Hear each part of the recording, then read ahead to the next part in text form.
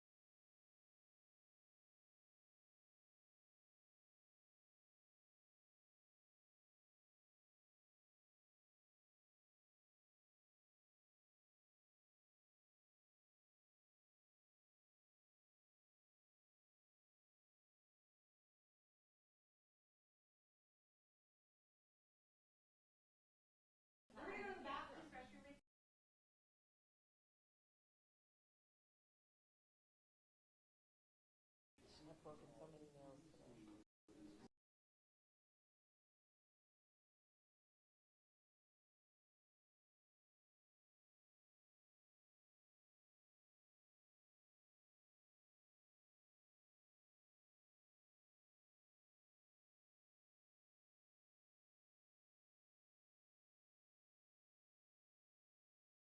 I don't. Oh, I got you. Got it.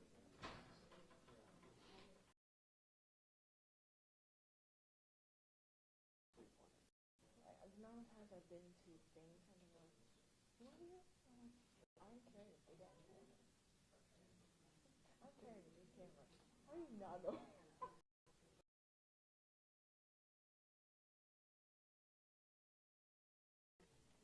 Especially now since it's getting warmer. So I can't always wear that other jacket.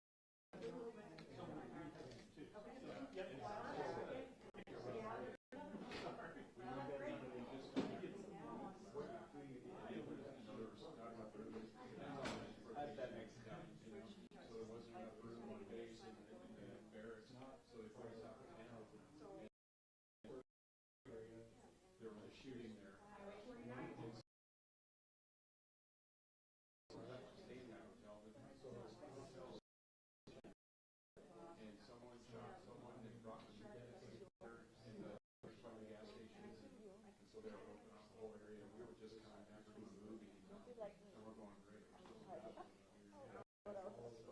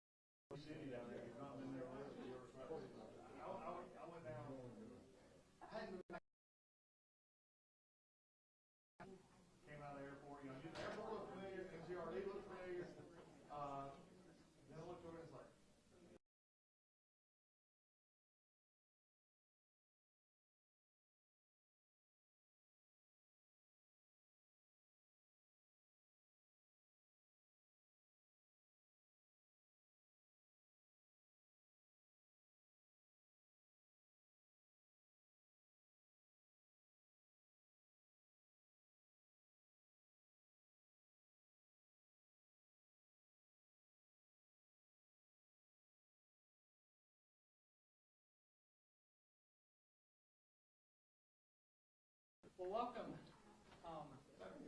So glad you came. Have you here?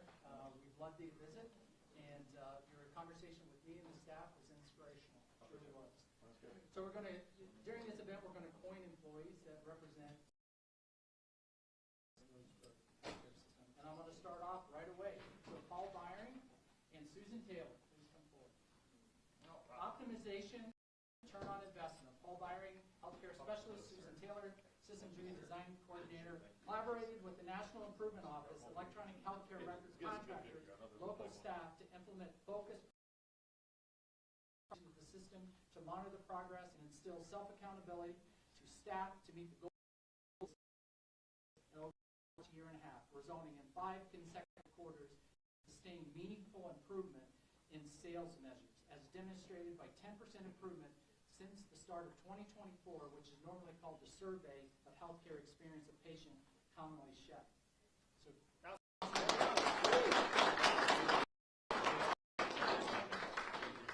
Jamie Dunn.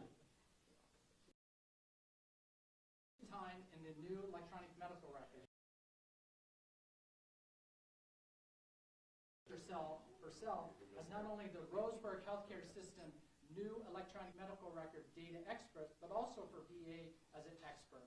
Her ability to understand data, research, and improve the optimization. She truly is a remarkable result, increasing access and reducing clinical time wasted during clinician appointments for veterans.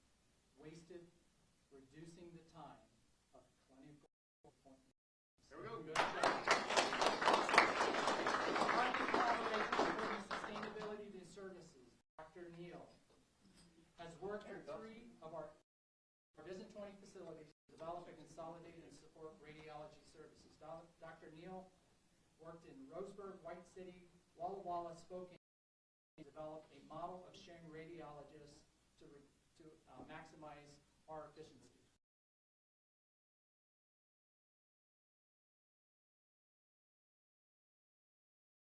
$1.1 million for the VISN, saving 5 FTE in Roseburg and potential additional 2 for VISN 20.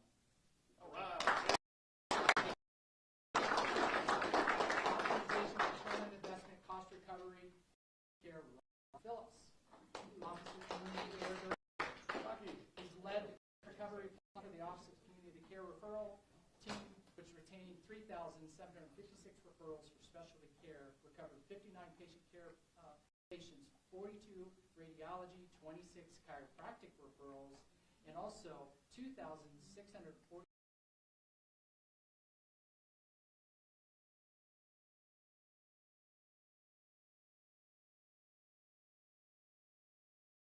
project is a really good representation.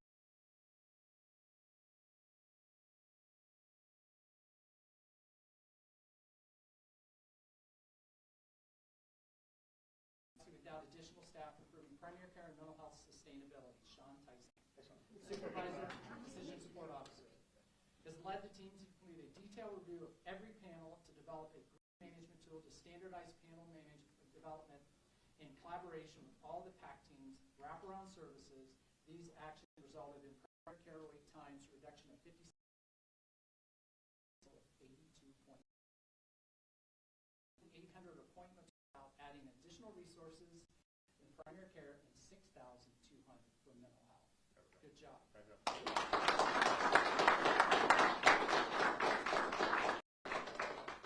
We'll bring everyone back up for a group photo. Can we have all 20 recipients up here, please? Line that right through there.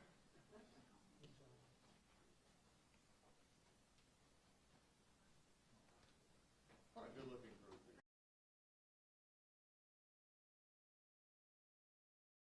In a little bit, try to stay between. Look better. Thank you. Okay. On 1, 2, 3. One more, please. 1, 2, 3. Can we get one with medical center directors? Absolutely. Yeah. Let's go. There we go. Okay. On 1, 2, 3. Thank you. Oh, thank you very much, everyone.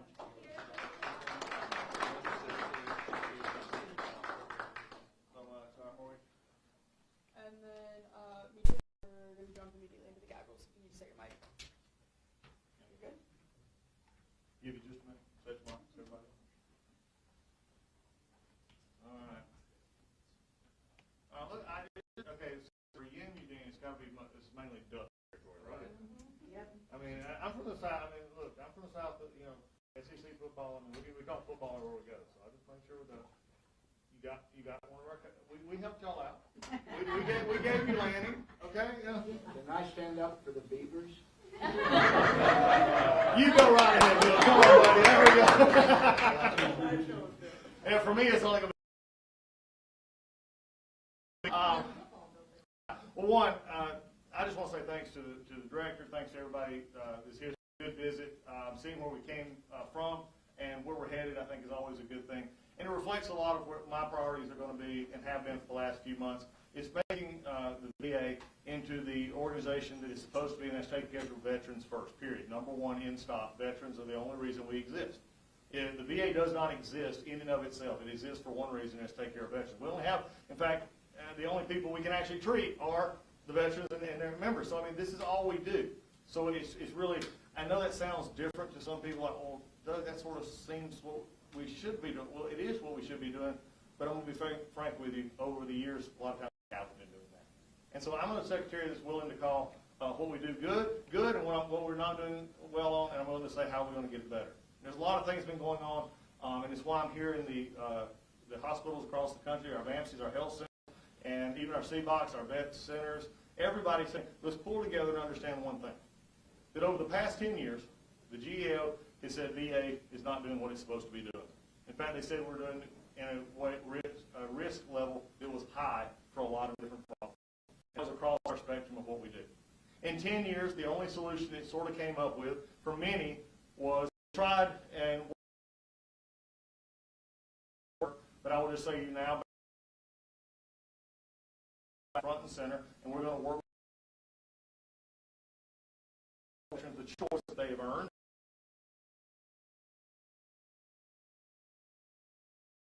We're going to make sure the VA centers are going to do the very best they can to provide that care, and we're going to work with our community partners as well in this. But then I also have to just tell you something for me here. You got to understand, for that 10-year period, the main answer was to throw money, was to throw hundreds of billions, and also hundreds of thousands of employees. So in other words, what happened was, is we went from 10 years ago treating about 9 million patients, roughly 9 million, 9,000,001, to 10 years later, today, we're treating about 9 million patients still. We've grown to 470,000, and our budget, we're larger than the active duty Army. And guess what? The same problems that GAO found 10 years ago, they're still better.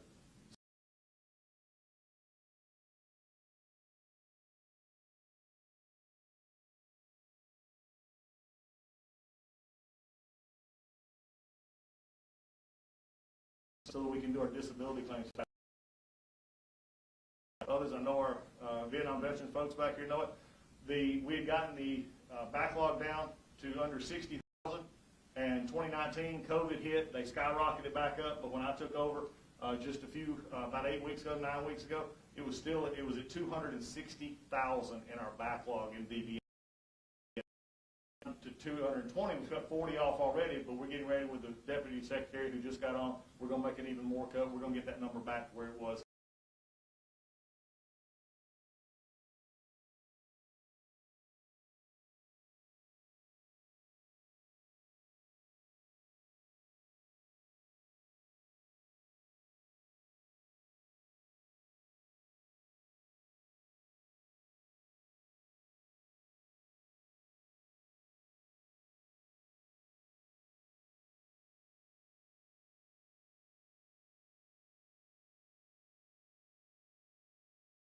They always answer our question. Now, so we're going through a discussion right now, is do we have people in the right places? And do we have people that probably maybe need to go help other places and maybe not be a part of the VA? That's a possibility. It's a goal that we're looking at to say, how do we do it better? But my goal is to, number one, is to say, no one's going to scare veterans and no one's going to scare my employees. I'm a firm believer, Secretary, when I swore in, I put my right hand up, and I swore in to become the Secretary of Veterans Affairs, I became part of the VA. The VA was now my family, and I fight for my family. And that means we're not always going to agree. It means we're going to disagree on some things. But at the end of the day, it's not about whether we agree or disagree, it's whether the veterans get.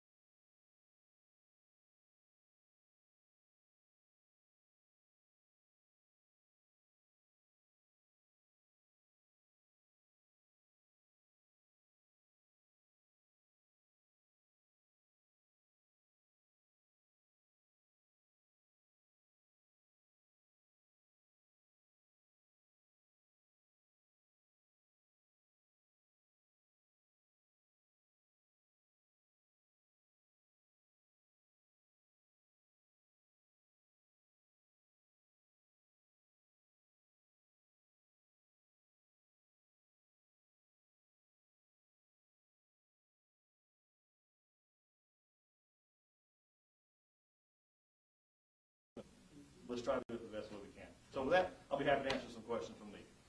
Yes. Secretary Collins, thank you. That 15% reduction in Yes. staff, where are you on that goal? We're working it through right now. We're not there yet. And it may not be 15%. We may get to the point and it'll be a lot less. It may be in the middle, maybe close to that 15%. This is what bothers me so much, is that nobody in this room would go out and say, well, just, if you're training to do something, well, just go do it without measuring it. What does not get measured does not get done. And so when the president said, let's look at the total realm of government, which he was elected on to say, we're going to reduce the size and scope of government, the goal was saying, let's look at 15%. That correlates a little bit in growth government from pre-COVID till after COVID, so there was some of that discussion. So we're looking at it now to say, what is the best number for us to have? We're losing career employees, we're using our political employees, we're calling in consultants, we're asking others. So we're making that determination now. So we're not at that point yet. That determination will be over the next few months in consultation with many of our business lines to see where we're actually going to go. So I will say that to say that anybody would stand, in front of a camera or anywhere else, and whether they're an elected officer or not, and say, you cut 80,000 people, you're going to hurt quality health care, frankly doesn't know what you're talking about because they have no idea what the plan looks like. That would be like me coming into your newsroom and saying, well, if you only wrote 3 more stories, 5 more people would buy your paper. I have no idea about that. Now, when we start putting the plan together, the people in the VA will be working that to make sure we have the proper number, to make sure veterans are taken care of. Next. Hi, Hi, Nathan. How are you? Nathan Will, KLCC. I have a question. We received some tips from veterans here in Oregon that say they have not received their federal education job training allowance this month. Okay. Do you have a comment on that, or are there any changes into how those benefits are going out? Without knowing what and why they didn't receive it, I would ask them just to call us, find out. We'll be happy to call their center where they're getting it, call into line. If they want to call out, we can find out, help for them, call their congressman, because sometimes that's and by the way, I want to say this, calling your congressman is a failure for the VA, and 60%, 6 out of 10 calls to a congressman's office or a senator's office is about a VA complaint. I'm trying to change that. But any way they can get that, it's not promise made. It may be a paperwork issue, so I just encourage them to make the phone calls. And if they don't get help, then they can call us and we'll figure it out. Okay? I see, but you're saying there's not a system-wide reduction? No. Okay. Thank you. Yeah, no worries. Next question. Media. I get you into that media. And we don't get. All right, go ahead. Okay. Go on. I get you. Of the 470,000 employees, are there particular jobs you're looking at when we're talking about making reductions? Yes. I think when you're looking at it is, do they actually benefit a veteran? In the sense, in direct, what we're looking at is direct care. Are they actually in the chain of making the touch on a health care, like a patient? Are they actually working on it? Most of our folks in the hospital are direct care people. This is the easiest thing in the world. We're not getting rid of hospitals. We're not getting rid of doctors. That's been a lie. There's been some people out there saying you're going to cut 15% of doctors, 15% of nurses. They're idiots. We're not doing any of that. Why would we cut off the very thing that we do? We're looking at things like, and frankly, it came up earlier. I've seen some jobs get. We, interior designers, planning people outside the scope of what we do. There's also a bureaucracy. I know this is shocking for some who followed the VA for a long time. We're very bureaucratic in our organization. And from the medical centers to the central office, there's a lot of policy being done that is not helpful, is not direct care. So we're either going to move them to direct care or find a way that we don't have to, because I'd rather move money like we did in contracts, find over $360 million in contracts. And this is not making this up, contracts for PowerPoint and meeting notes and others. We move that to community care so that we're putting it directly for patients. So if you're working on disability claims, you're helping our cemeteries, you're putting the patients at ease, and you're helping those patients.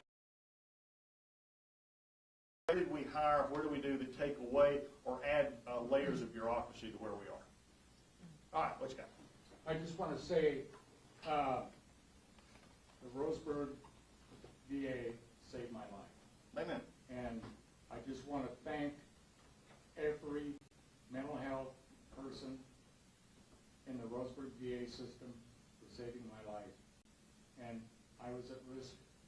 I've gone through counseling. I've gone through a myriad of sessions. And I am so thankful for the Roseburg VA. Outstanding. Period. Amen. Any other media questions? Yes. Mr. Secretary, Patrick Moore with the Roseburg News Review. Actually, clearly one of our biggest employers, I think, in Douglas County is the VA. And what we hear now is insecurity about job security. And my question is how the VA would like that to translate to production or good care when there's that level of uncertainty. Well, and that's one of the reasons I'm here. That's why the Secretary of VA is standing with our clinicians here to tell people in this hospital, you're doing the job that you're hired to do. This is what I want you to be doing. And if you're doing those jobs like that, as I just talked about, you talked about where those jobs were, that's not something to be worried about. I mean, if you're working on our patients, we're going to actually get you more help. And I'm proud to see the director has actually stood to make the schedule.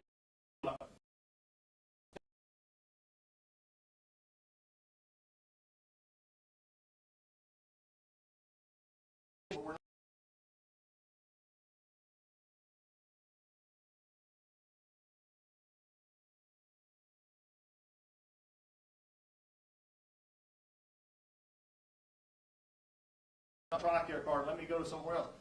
Nobody, by the way, let me just put this to rest. We're not looking to privatize the VA. In fact, I can't do it even if I wanted to, but I don't want to because I can't put 9 million veterans on a healthcare system in this country that is already stressed. So we have a very unique place, and there's some things we do better than anybody. Okay, there's special approach.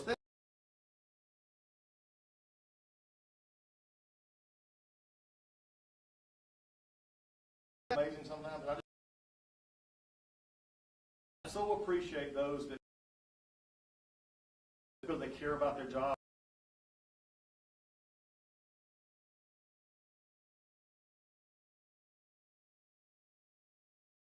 In our 3 business lines. Last question. What else? Going once?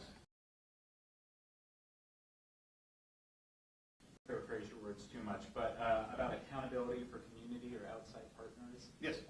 What does that look like, and what would that look like for a local community? Well, I think it's from VA care is VA care no matter where you get it, and this is what I want them to understand. I expect our center directors, I expect our hospital directors, I expect our frontline supervisors to actually be managers and supervisors. If they have an employee that's not doing what they should be doing, they bring them in, counsel them, write them up, tell them how to do it better, then let them go back and do it again. And then they say, okay, you're doing this better, let's move forward. That's called supervisor management. The same thing is going to be true if I'm sending taxpayer dollars, VA dollars, to help a veteran get care in the community. If that community doctor is not providing care for that patient or not doing the things, then we're going to hold them accountable and not either let them see veterans or we're going to make another arrangement for it. So it's all about accountability. Leadership is about accountability. None of us in this room are beyond accountability. It's about the veteran, and it's about what the work we do as we go forward. So Nathan, thank you. All right, folks. Bill, you got something? Yes, sir. I'd like to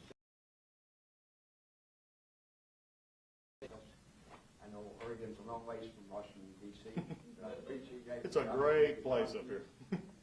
I'm surrounded by people that have been working on a project with senators, Good. congressmen, Dr. Daniel back here. Yep.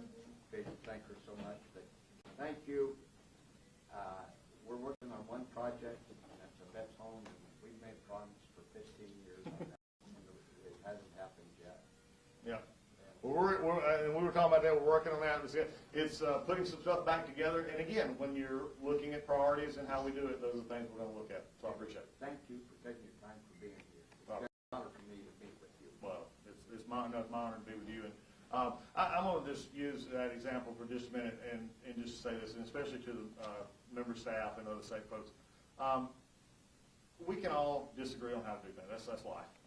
But at the end of the day, helping a veteran or not. And one of the things that frustrates me to no end is to talk about making some changes, trying to make some changes, and the first thing I get many times is, oh, you can't do changes, we can't change. But yet at the very same time, I get letters from some of the same people saying, well, why is this broken? And why is it? Well, you can't tell me that you won't change and then don't want change. And we can work together on that.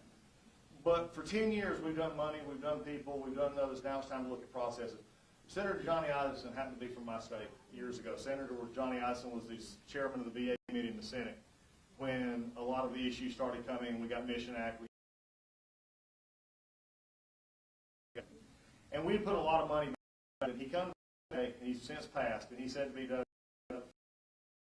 again, 10, 11 years ago, the problem with the VA is no longer money and staffing and getting it to where it's out of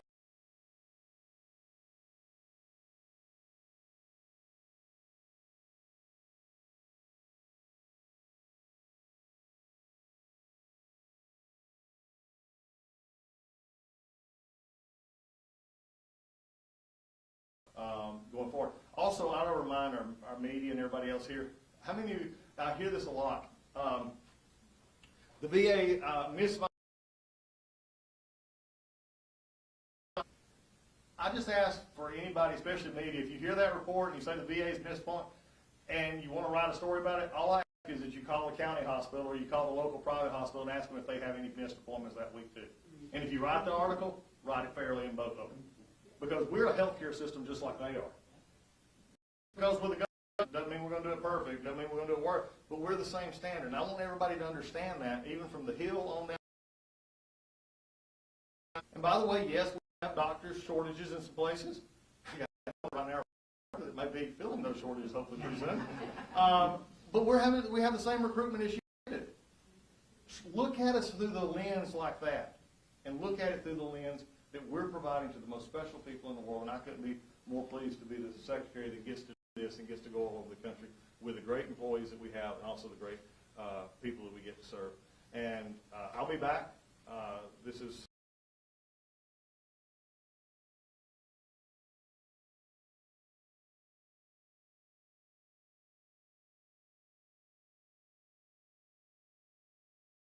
and go from there. But I just want to say thank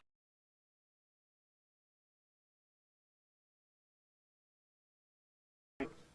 Challenge to take it to another level and starting to look at things that are on my level, scheduling times. How are we doing it? Because at the end of the day, we don't exist for anybody else except the veteran that comes to this place. And with that, I thank y'all. God bless you.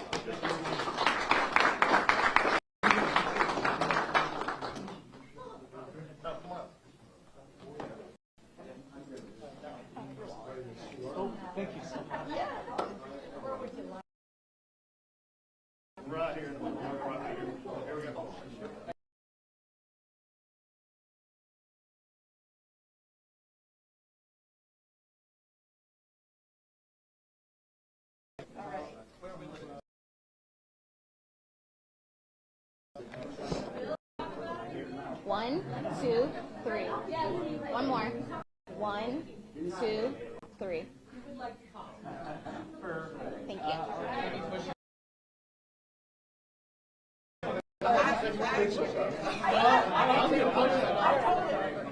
There you go.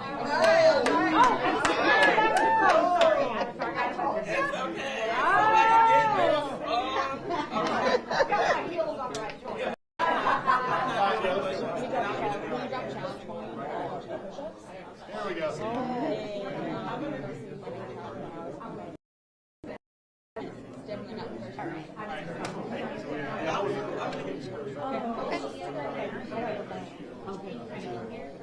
Yeah.